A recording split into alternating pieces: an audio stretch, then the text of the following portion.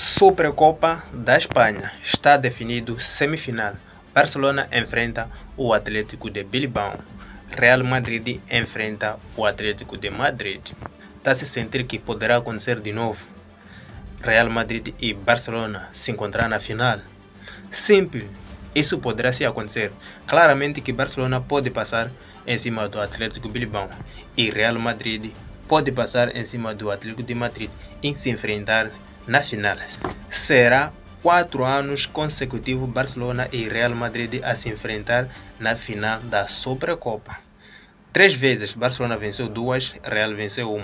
E isso 4, quem será o vencedor? Será que Real Madrid vai vencer? Porque Barcelona também se vencer, já isso vai se complicar muito. Então deixa no comentário a sua opinião, siga o perfil, compartilha bastante.